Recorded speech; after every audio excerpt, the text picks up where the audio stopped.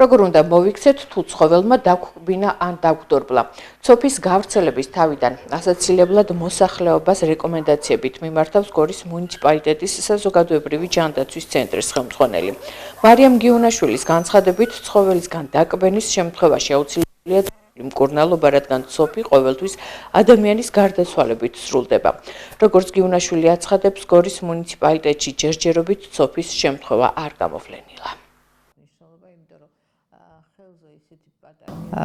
საბედნიეროდ ცოფის შემთხვევები არ გვაქვს ადამიანებში, ცხოველებშიც დაფიქსირების შემთხვევაში ჩვენთან შეტყობინება შემოდის და იმ ცხოველთან კონტაქტი თუ ქონდა ადამიანს, მაშინ პრევენციულ ღონისძიებებს ვანიჭებთ უპირატესობას.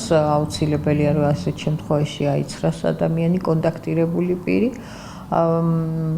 ანტირაბიულ კაბინეტში ტარდება აცრები. ანტირაბიული კაბინეტი ქალაქში არის ორი სამედიცინო დაწესებულებაში.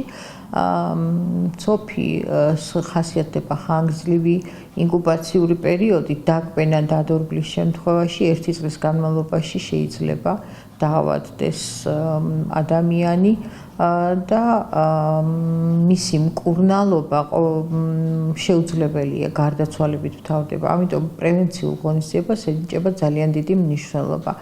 თუ არის საეჭო ცხოველის მიერ დაკბენა დადორბლილი ადამიანი და გააჩნია კიდევ სად აქვს ეს ნაკბენი, ამ შემთხვევაში ექიმი იღებს თვითონ გადაწყვეტილებას, დაუნიშნოს სრული კურსი თუ პირობითი კურსი, რომელიც მოიცავს 3 აცრას.